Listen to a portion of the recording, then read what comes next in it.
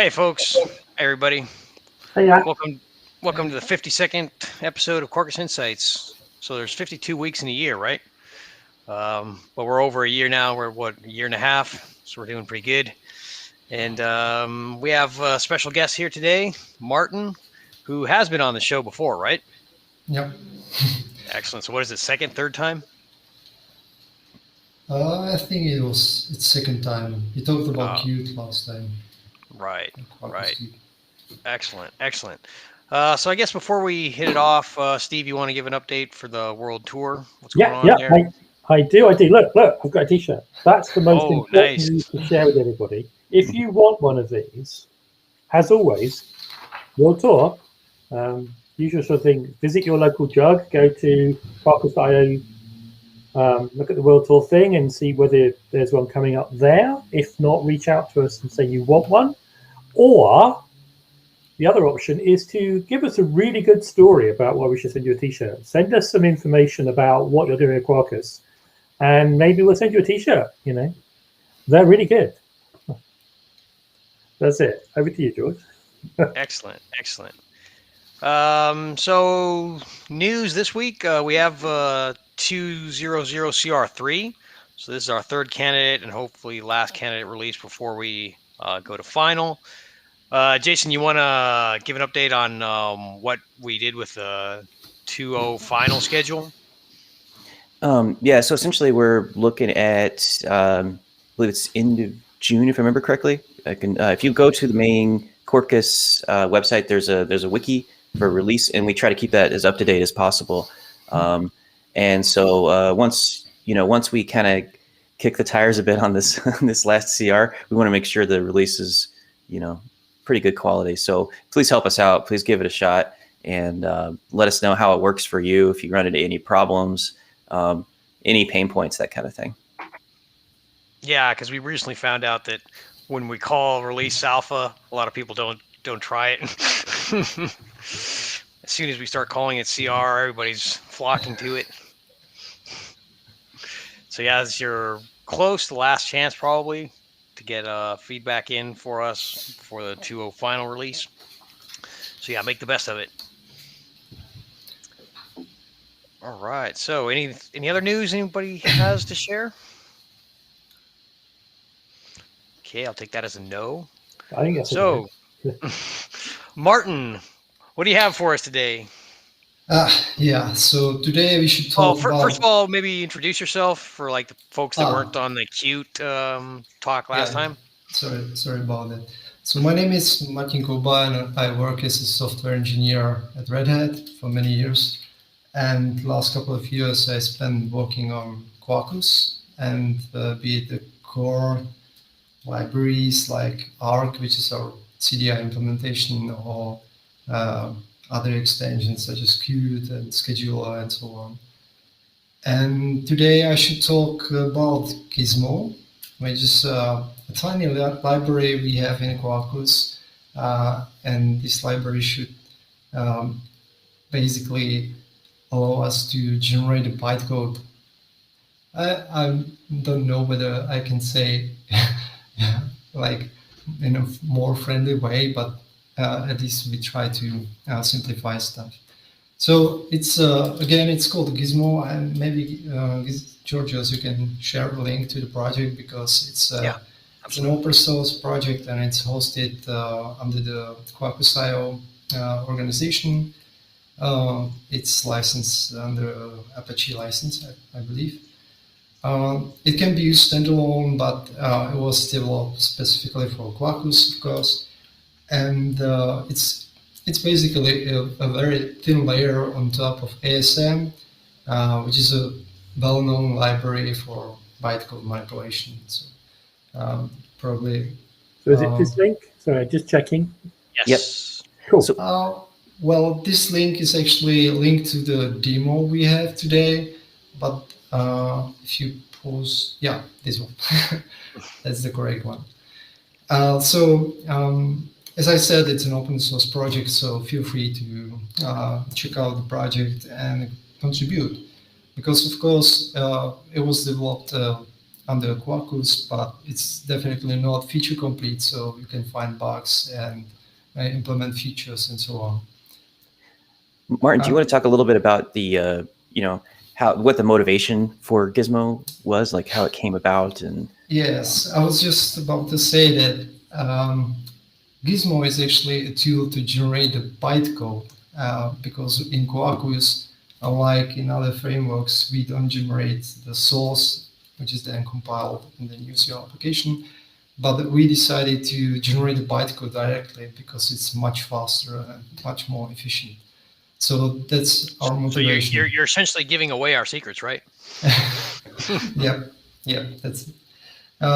So of course, it has some advantages and disadvantages because we don't have the source available. We just take the application classes and then generate some bytecode. Usually, we use it to generate, for example, metadata classes. So, for example, for CDI, we generate a bean class based on your application class, and we just write this class to the file system or to your application and use it. But as I said, we generate the bytecode directly, so there is no intermediate source code like Java file.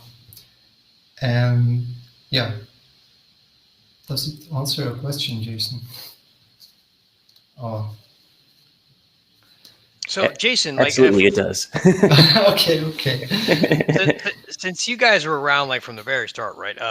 Was there, like, besides the speed advantage of like generating bytecode, what were the other reasons of like not generating source code with like stuff like Java Poet or whatever? So if I remember, we tried to even use this library, but it didn't scale well. Like once your application has hundreds of classes and you need to generate the sources and then compile it, and especially in the dev mode where the hot deployment takes like a second, you need to do this really fast. So there was our decision based on this. But I also wanted to know that, of course, we could use ASM, for example, directly, because it's a well-known established library used in many open source projects. But we found the API not really friendly, and we also wanted to provide something that allows users that don't know much about JVM internals to generate bytecode. So Gizmo is basically a thin layer, few abstractions that you use so that you can generate a bytecode without knowing what the stack and stuff like Jvm instructions are.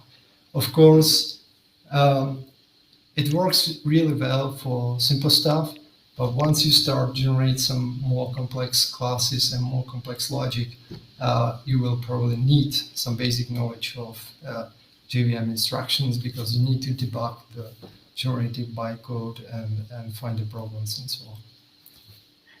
So just real quick, I just want to pull this up. This is the Quarkus architecture, and you can see sort of like we have a certain set of core capabilities that all the extensions use. And the two big ones are Gizmo and Jandex. So Jandex, for example, is what you use as an extension author to find annotations in the project and react to them, as well as kind of understand the structure of the project. So think of it as an alternative to reflection. And then Gizmo, as Martin's just explaining, is the mechanism by which you change and generate classes on the fly in reaction to what the user's application is doing. So if you're looking at writing a Quarkus extension, you're going to care a lot about some of the stuff that Martin's going to show you today. Yeah, I also wanted to mention that it's we very often we generate the bytecode because we need to somehow serialize the state.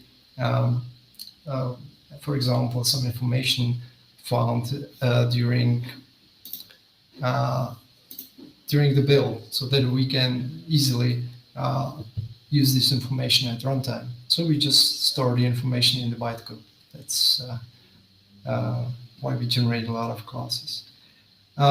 Speaking of Quarkus integration, I wanted to mention actually two build items. Maybe we can share my screen. Here it is. Okay. So the first one is called generated class build item. So as you probably know, Quarkus extensions are built of build steps or set of build steps, which are methods annotated with a special annotation, and these build steps consume some build items and produce some build items. And this one, the generated class build item, is produced by a build step, and then Quarkus takes care of the generated data and so on. As you can see, it's very simple. It only has this one is important class data, which is an array of bytes. It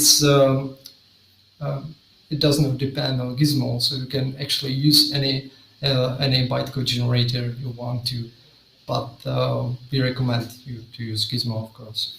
And there's another build item I wanted to show, and we have this one in our demo, and it's called generated bean build item.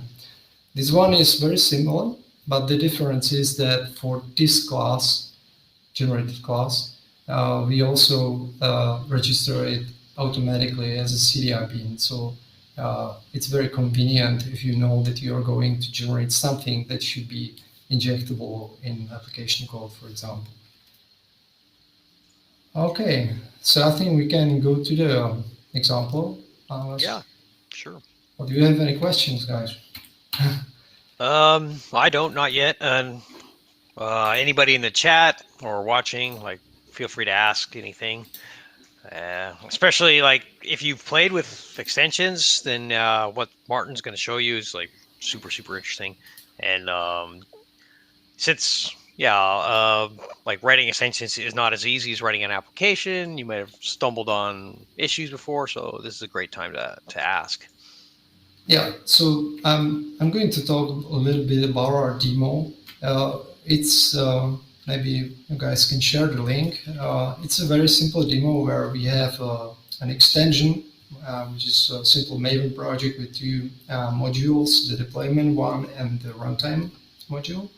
And then we have a test application, which is called Gizmo Started. It's just a very simple application generated by our called Quarkus IO generator. And the goal of this extension, what it actually does and should be doing, is that we define a simple interface which is called transformer. It has only one method, which is called apply, and accepts string value and returns a string. And what we want to do in our extension is to implement this one interface, which is called transform service, and it should be the goal should be to implement a bean class, which means that you will be able to inject this transform service, and it should collect all the transformer implementers in the application, be it the user code or library code, and then apply all the transformers to the value. So it's like composite transformer, say. So that in your application, you can do something like this. This is what we are looking at. It's a very simple Jaxter's resource with single resource method, which accepts half parameter, which is the value, and we just want to inject the transform service, which doesn't have an implementation yet, but we're going to generate one, and then call the transform method and return it to the user. So this is the goal of our extension: collect all the transformers, which is this one, this interface, then generate some bean from these transformers, and make it injectable. Of course, if possible, we would like to avoid using reflection because we don't want reflection because of native images and so on. So we just want to create instances directly and so on. I prepared also this class, which is called our goal, and this is basically what we will try to implement using Gizmo. As I said, we want to... Yeah. Just a quick note. before you continue. We have folks asking, Fabiano's asking where to find the documentation for writing extensions. So like everything Martin's going to be saying here and a whole bunch of other stuff, it can be found in our writing extensions guide, which we pasted here in the chat. This is like a very big documentation, but very big document, has a bunch of information. So go through that, but definitely pay attention to what Martin's saying here, because this is like the fundamentals that'll help you get started a lot easier than like reading the huge reference document we have. Okay. Yeah, So, just kind go of ahead. quick question on your example. So you've got an application that's using a REST style service, and that the users so like you're acting as the extension author, but you needed an example that your extension is supposed to solve, right? So this is the example. This is the one that the extension is going to look at. The class the extension is going to look at, and then do something interesting with it. So that class is using our REST Easy framework and for doing REST services. And then you've got this interface on there, which is an injection point. Is that correct? So you're going to change what is going to provide this injection point for this user's application. Is that correct? Yeah, exactly. And the application author doesn't need to care about the implementation, because it's just an interface that is implemented by our extension. So we just inject something that is provided by the extension. Okay. So this would be like useful. Oh, sorry. Go ahead, Jason. No, George, just go ahead. I was just going to say, like, this would be useful for like if you have your own like custom library that provides something that like Quarkus has no idea about, and you really want to plug it into the magic of Quarkus, right? That's what that's what you're exactly. going for here. Mm-hmm. So yeah, maybe we should have mentioned this, but in Quarkus we try to move as much logic to the build time, right? So usually you would use some, you would collect those implementations at runtime, use some, I don't know, discovery and use reflection to find the methods and so on. So what we try here is to move this logic in the build time, so that we generate the implementation during the build, and at runtime we just load the class or inject the bean, whatever we choose. And this can switch here. This class basically holds all the necessary information. In this case, this part, which is collecting implementations of our interface. This is hard-coded in your application, because this class will be generated for your particular application. So what we do, try to generate this class where, in this case, in the constructor of our implementation, we will collect all the implementations of the transformer and then create the instances using the Arcs constructor and store it in a field and then use it in the method. So every time you build your application, a new implementation of this class will be generated. And this part where we add something to the list of transformers will be dynamic based on your application, on your libraries, dependencies, and so on. Does that make sense? Yeah, it makes perfect sense. Okay, so I think we can close these, and we can finally go to our processor. For those who are impatient, you can check out the example or the demo repository and see the final version. I just removed some parts of the code so that we can try some live coding. We talked about build steps, so this is how a build step looks like. It's a simple method annotated with add build step. The method is only invoked if in case that it produces a build item that is consumed by something. So in this case, this one is very simple, and it produces a feature build item, which is only used to output the extension name when the application starts. So This one is more interesting. This one is going to use Gizmo. Again, it's annotated with add build step, so it's going to be invoked. We have a build producer of generated bean build item. This means that our build step will be producing generated beans. In our case, that will be the implementation of that interface. And we also consume this build item, which is called combined index build item. And if you remember Jason talking about the Jandex, this is exactly the Jandex index that is used to discover annotations, classes, and so on. We'll use it to discover all the implementers of the transformer interface. And I talked about, no, we didn't talk about it. Let's skip it for now. So this is this part is not that important from Gizmo point of view, but it's important to notice that we use the Jandex index to collect the implementers offline, which means that we don't actually load the classes, we just query the Jandex index, and it's pretty straightforward. Just say, give me the index and give me all the implementers of this interface, and collect it in a set of strings. So real quick, I just want to comment on, so the way to think about this is in your extension, you're getting a callback. That's this build step piece. And then in the callback, you're allowed to pull information from other extensions and from the Quarkus core infrastructure itself.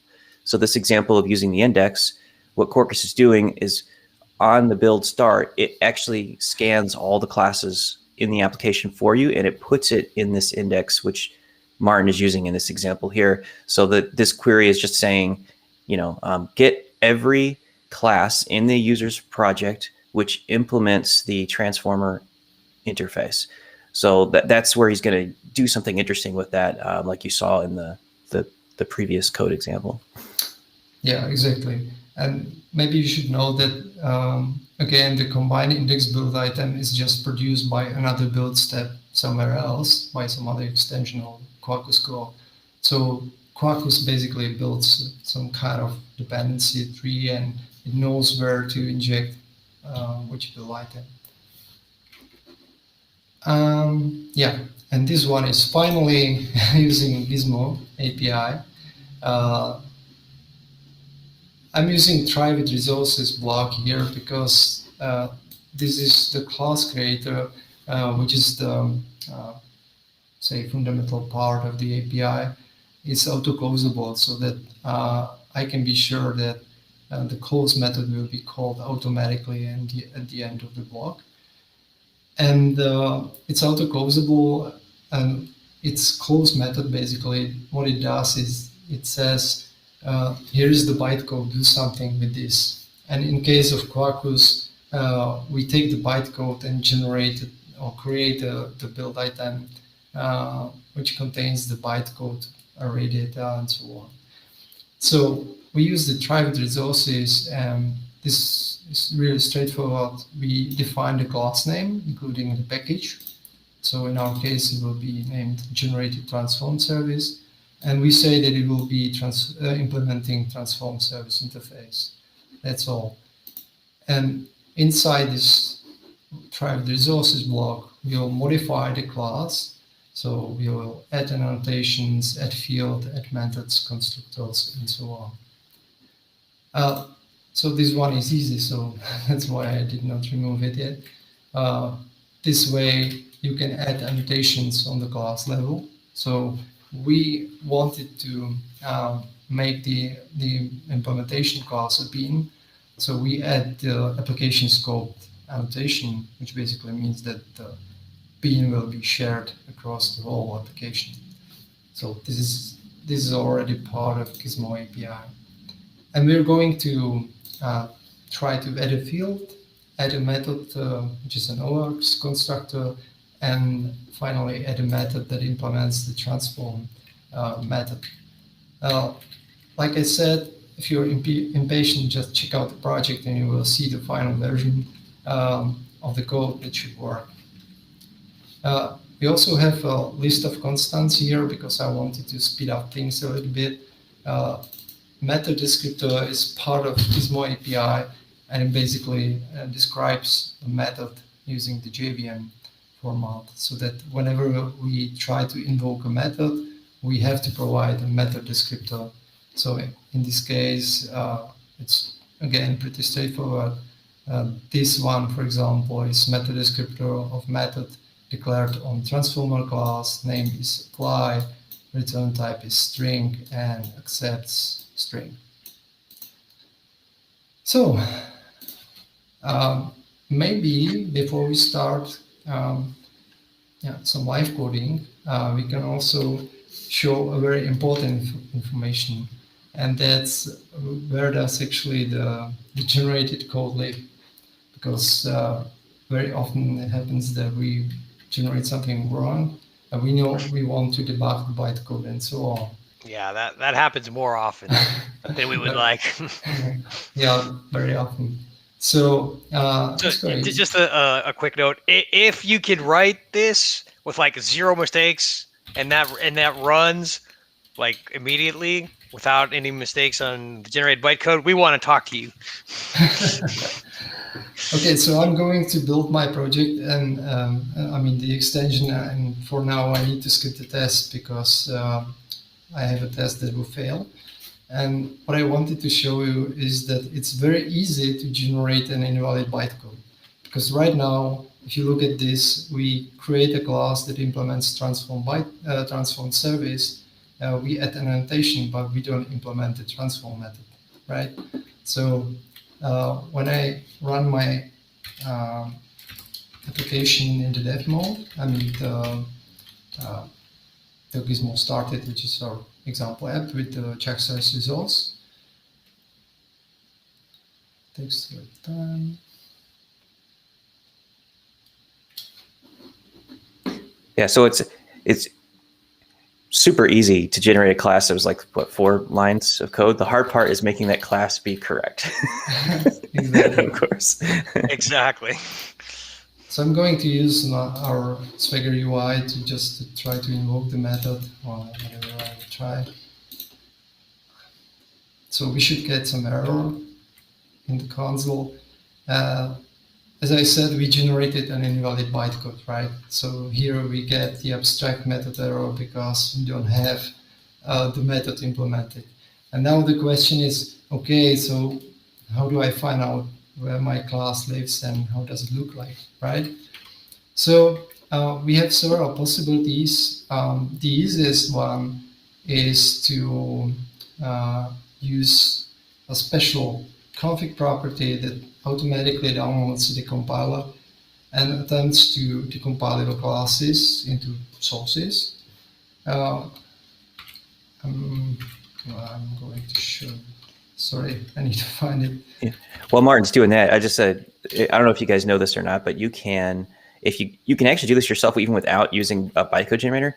You can, if you haven't done it before, you can create like say 2 Java classes, and you can have one, be so like the interface, and you can start it off being empty, and then you can implement the class, compile them both, they work, then change the interface, recompile just the interface and not your other class that's using it, and then run it, and you'll get this abstract error because the compiler will have originally thought it was correct, but then by updating one of the other classes, it's actually wrong. So what Jason is saying is like when you usually do let your IDE or your build tool take care of all this, you're never going to see this kind of error, right? But because Java is so dynamically, let's say, linked at runtime, if you don't update all the binaries at the same time, you can easily run into this problem. You might have run into this problem, maybe like if you're using like multiple versions of Guava, let's say that they've changed the method signature or something like that. You might have run into, and usually when people run into this stuff, they're like, "Oh wow, this is terrible. There's no way I can fix it." But it's usually a lot easier than you think. Okay, so thanks, guys. I'm going to talk about Gizmo again. So the first option is to use this special config property, which is called Quarkus package flower enable true. So what it does is that it automatically downloads the compiler and attempts to decompile all the generated bytecode into your target directory. So we can take a look at our target decompiled, and then we can find all the generated classes here. In our case, this is what we generated and what was decompiled. We can see that it's just wrong, right? So this is the first possibility. The other possibility is when using or when building your project, like I did before, using Maven Clean package, you can actually take a look in the Quarkus app directory, where you can find the Quarkus directory, and there is a jar that contains all the generated stuff. So it's called generated bytecode, and again you can find your generated class here. The disadvantage of this approach is that you will need some kind of decompiler in your IDE or some external tool so that you can see.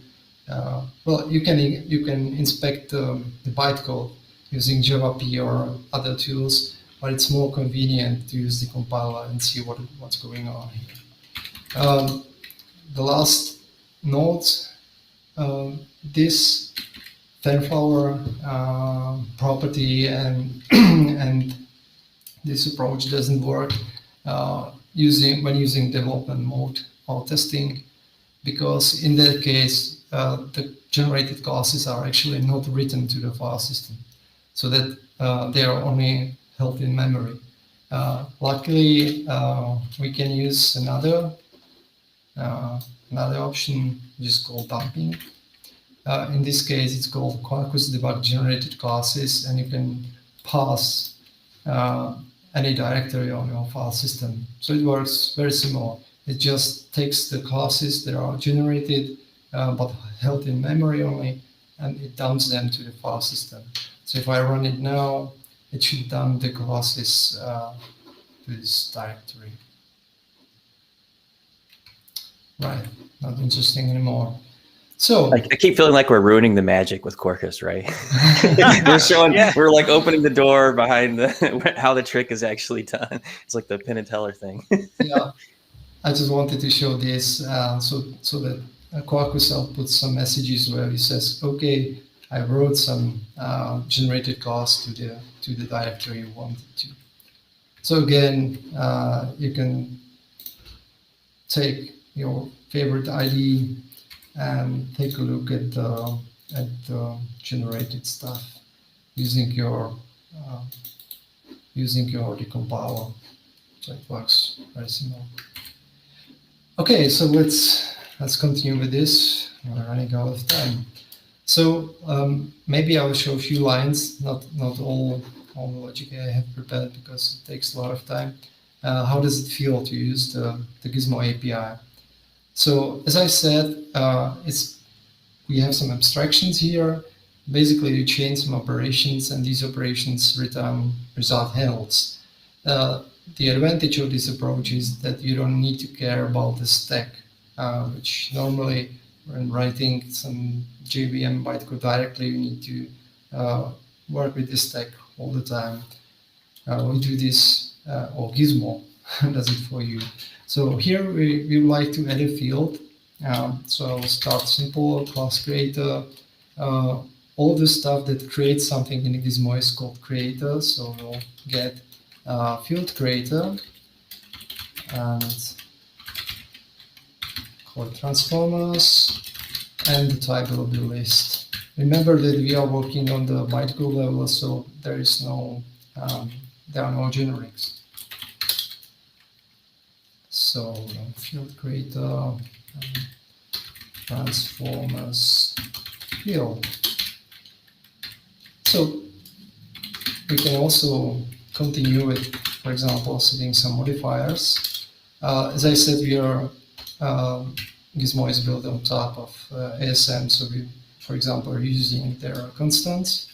So I'm going to use x is private, and for example, upcodes final. And that's it. These two lines will create a field that is named transformers, will be of type list, and will have modifiers private and final. Nice, but probably not very useful. So let's continue. Let's create a new method. In this case, we are going to create a new arcs constructor.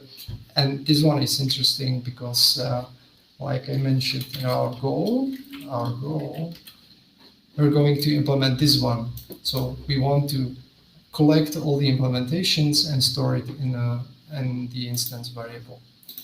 So, like I said, it's called creator probably. So we are creating a method. So method creator, constructor, again, that method creator. We need to use the secret name from Jvm, and return type is void for an arcs constructor. Yeah, so if you guys don't know this, whenever you have a constructor, the name is, that's what Martin's showing you. It's the less than, init, greater than. That's the actual name inside the bytecode that refers to the constructor. And there's another one if you're doing static blocks, that would be CL init. So anytime you have, there's no name for a static block, right? You just say static open brace, and that if you were to access that, it would be CL init.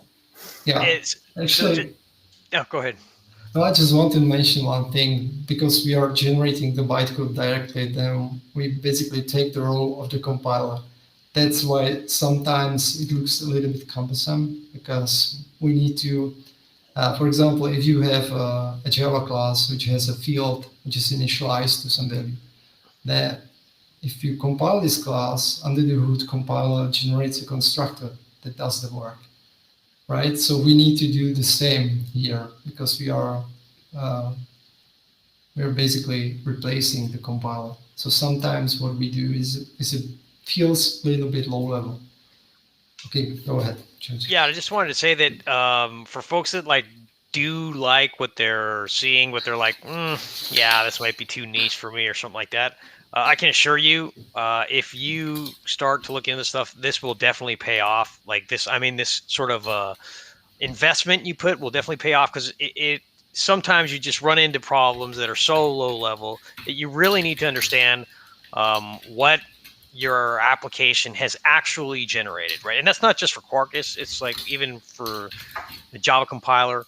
But there's just so much stuff that you benefit from by knowing how the lower levels work, right? Yeah, exactly. You can learn a lot of things. Exactly, yeah. So this is another one which you probably didn't know before, which is that since we are replacing the compiler, we need to invoke special the super constructor of the object class.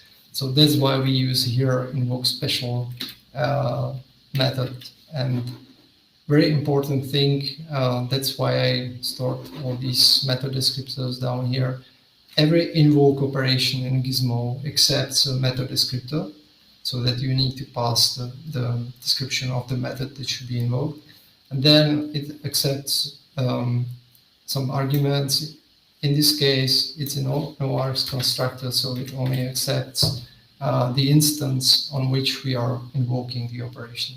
So that's why we use constructor with this. Yeah, let's continue and create something interesting finally. So I said that we want to create a list, right? So again, we'll use constructor, which is our method creator, and we're going to create a new instance. Again, we need to provide a method descriptor. So in this case, we're going to create a new instance of array list, right? So let's do that. Like I said, those operations can be chained using a special abstraction called result handler. So, Martin, we have a question. You want to take it now, or when you're done with this part? Yeah, sure. Go ahead. Okay. the question says, what possible reasons could lead to do code generations instead of implementing a class in the extension project? Well, I'm not sure I understand. Well, I think the way I parse this is that, let's say you were introducing this transformer interface, right? And why would you not have a generic kind of implementation in the runtime module as well?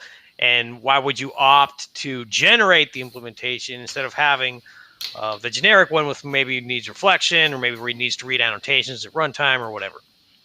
So in our case, we want to have the implementation pluggable, so that this part is pluggable and means that you can add a library to your application and add a transformer class.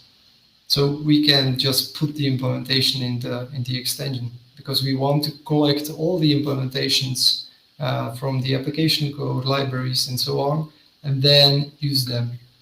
So that might be. But you also want to have like minimum runtime overhead, right? Exactly. We can actually do this at runtime, but in that case, you would have to analyze the application and all the classes that are there at runtime, instantiate them, and so on. Mm-hmm. This is what we would like to avoid. We want to move as much as possible to the build phase. Yeah, so I think that's the key, that we want to move as much as possible to build time, right? Yeah. And the nice thing, when you get to producing native images, you compile native image, by having it expressed as direct, basically generated code that's customized to the actual application, what ends up happening is the compiler is able to do all kinds of cool optimizations. Like it can inline methods. So like what you would have written as two classes will actually get compiled as one. It'll be like a lot simpler code. All those simplifications are only possible if the compiler has the ability to reason about the application. And by generating code, we give it the ability to reason. If you do everything dynamically with like reflection and proxies and things like that, then the compiler doesn't know. All it knows is this might be called, so I better keep it around. And so you end up with more code being generated. So this is part of how Quarkus is able to keep applications small, is by generating code custom to the application and what it's actually using, as opposed to just having everything be sort of a generic collection of frameworks.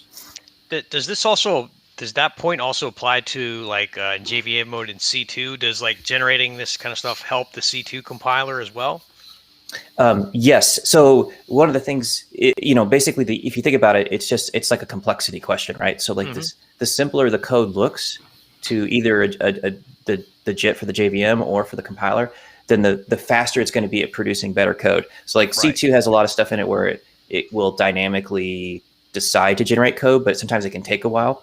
And then also, if you think about like how many classes you have in your system and how complex your class hierarchy is, some of C2's optimizations are actually based off of that. So if you have like a bunch of implementations that could implement an interface, it'll actually generate less efficient code than if it can figure out there's only one or two, then it can do some optimizations that way. So it's better overall to do it this way. Right. Great. Okay, thanks. Yeah. Okay, just finish this one and continue.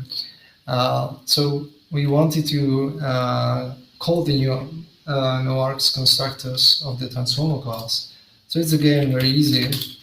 We'll create a result hello instance. And how do we do this? Again, as simple as new instance descriptor of constructor, and we will pass the transform class. Well, that's it. This one will create this one will create the instance of the transformer in our code. Basically, it's this part. And finally, we can add this to our list. So again, we use constructor, which is our method creator, and we'll invoke interface method in this case. And we have it even prepared now because we know that we are going to use it again and again. And it's called list add. So this is our constant, which creates a method from the list. And what we need to specify is since it's an instance method, we need to pass the instance, which is the list in our case, and we need to pass the argument, which is the transformer instance.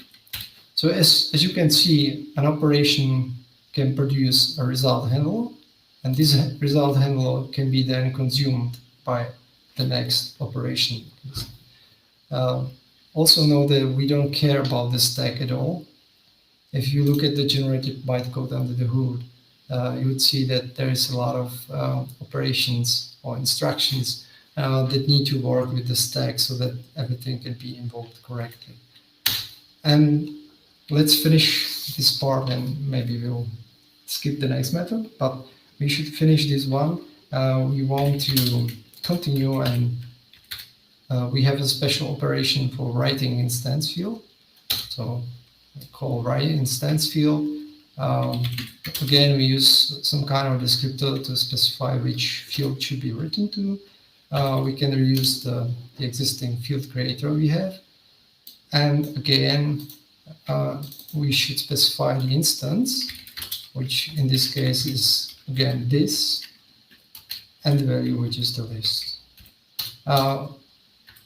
We should not forget to always return from a method, which is, even for void methods, with the return null. So this is it.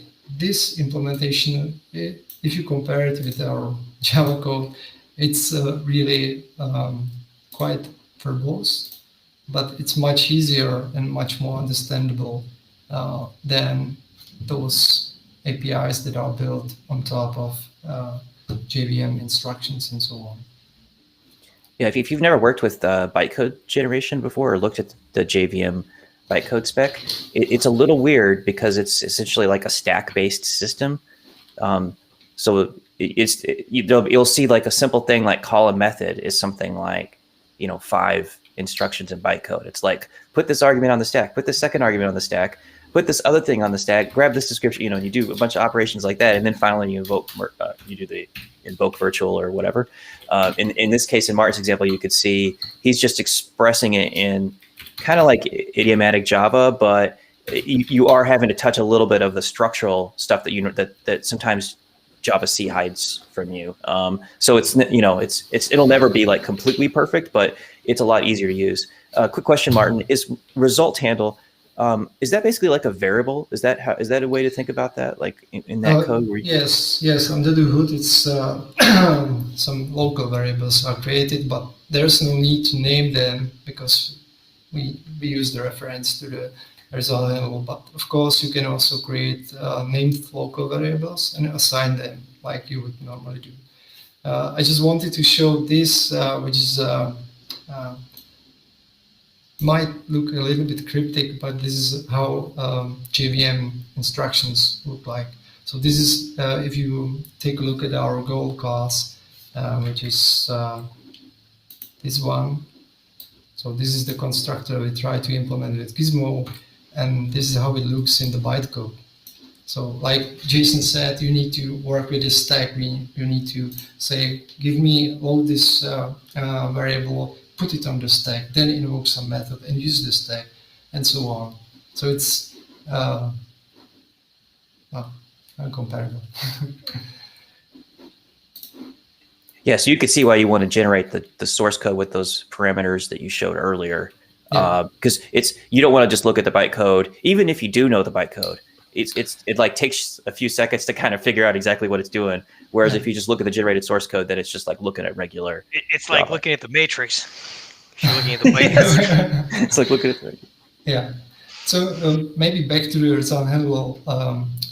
Like I said, under the hood, it's translated in some kind of local variable. But since you're using the reference directly in the code using the Gizmo API, you don't need to create assignable stuff because we know which variable should be used under the hood. But you can also create a special result handle that is assignable, like set the value to this local variable. Okay, so maybe I'll skip the next one because we are running out of time, and just I'll just replace the code with the correct one. So this is how it should look in the end. I wanted to show one more thing, which is quite important, especially for complex classes, and that's I'll do one thing so that we can demonstrate it easily. So we have this constructor here. Let's do this one. Constructor will throw exception, time exception. So what I wanted to show is that Gizmo is actually capable of generating some pseudo source code that can be referenced in stack traces, which is really important stuff. So if I do this, which basically should add an instruction to throw an exception, I'll build my code.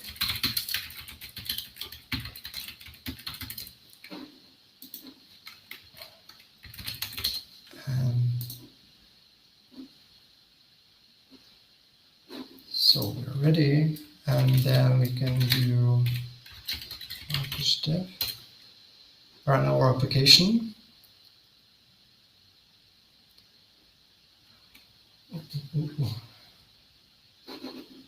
So we're there.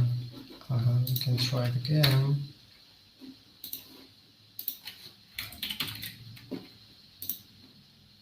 So it throws an exception, and if you look at the stack, one important thing is that if you look here, usually the stack contains the source code in form of Java class and a line where the error happens, but we don't have the source here, right? So Gizmo is capable of generating some pseudo source code that basically can be used to find the real issue when you are analyzing the stack traces. It's called Zig. I don't know why. Maybe because Gizmo and its backwards is guess. And no, I think it's I think there's some kind of like language that's behind that. There's so when I was looking at it, I know David Lloyd added this. I didn't know like what it was either, but when I tried to find it, it was like some kind of weird, very simple language that supposedly is readable. Yes, I will show it how it looks like, but I think David told me that it's no special language, it's just a pseudo source code. So how to get? I actually had no idea what the origin was, so I'm just listening to you guys learn it. I'm learning something. I think it's just like Gizmo and the backwards is Zig. I don't know. But again, this is the Zig files, the pseudo source code is not generated automatically, but you can use a special switch to enable it. It's mentioned in the README and in the Gizmo Insights repository. And I can use it here again. When I add this or enable generating sources, which is basically generating pseudo sources, again, Quarkus writes some files somewhere. I can take a look in my target repo. And I have the Zig files here. And if I look at it, it looks like dumping the Jvm operations, basically. It's it's again kind of metrics, but the important thing is that you can connect these lines in this file easily with the stack trace. So if you look at the stack trace from application here, where we said the problem is on line 26. So I can take a look here and bingo, this is the invoke operation or instruction in this case, which creates the runtime exception. So this one is really useful if you have some complex generated stuff and the user reports a stack trace which contains these Zig files, which is not very understandable. So you can generate the Zig file and analyze what's going on under the hood. So would you recommend looking at this or looking at the Java generated source as part of debugging, or both? It's a different thing. Like if you use a decompiler to decompile your bytecode, you will not be able to connect the line from the stack trace to the exact place in your in the decompiled class, because decompilers do well, they basically guess what does the Java source look like from the Jvm bytecode. So if you really need to find the exact place where the problem happens, you should use this one, because the stack traces connect or contain lines from these files. Does that make sense?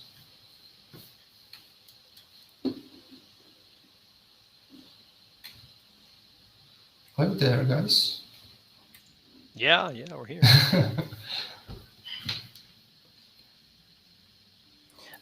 Do you have? Is it possible to show the generated source for the example that was just done? Yeah, sure. We can wait a minute. We can use the. Actually, maybe we have it here. Compiled, yeah. But it's probably old. We need to run it again. So yeah, the Fernflower is the decompiler that IntelliJ uses, but there's a jar of it available, so that's what we just download. So from my experience, every decompiler decompiles the code a little bit different. Like the final output is a bit different because they use different strategies, and it's not you cannot map it one to one. Like there is not one way how to interpret a bytecode. At least from my experience, I'm no expert here. So let's build it. Yeah, and that's because there's information loss when you compile your Java source code. You may not be realize that, but there's it does keep some information around, but things which would look like a like a switch statement could come out differently than you expect in the bytecode. Things that look like if trees could come out different.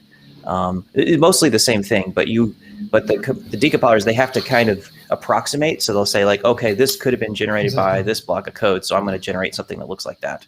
Exactly. So we don't have them, but in our example, we also had a simple loop, which should be implementing this one is for cycle.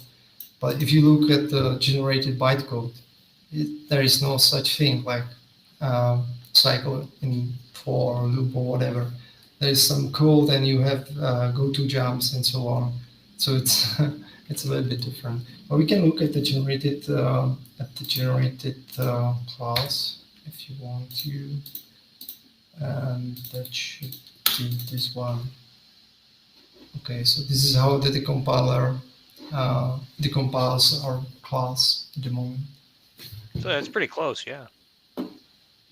Now we have this bank exception, but as I said, we cannot map this class, this generated source, to the stack trace, because if you look at the stack trace, it was something like line, whatever it was, 26. If you look here, 26 is just, that's why I talked about these zig files, because they are really important if you need to find the exact place where something bad happens. And of course, if you only have the stack trace available from, for example, from the user. And we have a question. Okay. Bill's asking, so with Zig, you have one-to-one mapping with stack trace, but with the decompiled class, you may or may not. Once again, please. So Bill's saying, if you're using the Zig you have the Zig sources, then what you do see in the stack trace, you can map the line exactly to that Zig thing. But with the decompiled class, you have no idea. Like, exactly. And the number in the decompiled class in the stack trace makes no sense for the decompiled class. So from the stack trace, you will have information about, for example, what method you're working with, but you don't have if there is some really complex method, you don't have a way to figure out which part of the method is actually reference in those tech trays. Cool. Thanks. I think we So, can stop sharing. yes. All right. So we're at the top of the hour, and yeah, I think we got in all the important stuff, right? Yeah, I just wanted to mention that you can take a look at the Quarkus codebase, and it's full of examples, so that you can find a lot of real world examples where we generate the code. And also, if you have time, just take a look at the demo and try it out, because it's very easy. Like, That's true. You know, pointing at the examples it's a great thing. Like if you're, you know, if this seems overwhelming, it's kind of easy to just go and look at how another extension would have done it, and then you can sort of cut and paste that. There's like a set of common patterns, you know, like generating class for an injection point, like this example was doing. So you could probably reuse some stuff and then just kind of tweak it up to fit your use case, and it'll be good. Yeah, actually, I'm not sure whether I mentioned it, but very often what happens in Quarkus is that when the methods get too complex, then it's very easy to create a static util method in Java and just invoke this method from the generated bytecode. It looks like a workaround, but it works pretty well. So if you have a really complex, I don't know, 300 lines method, it's probably better to extract the logic to a separate util method that is invoked from the bytecode and be.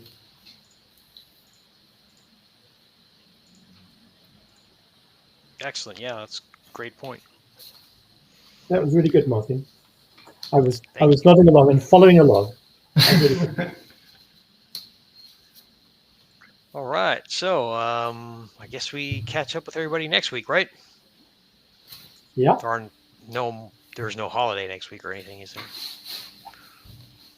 Nope. I believe the next one is going to be on performance, if I remember correctly. Oh, cool. All right. Okay, cool, folks. So till next week, then. We'll see you around. Yeah. Bye then. See you. Thanks for Thanks, everybody.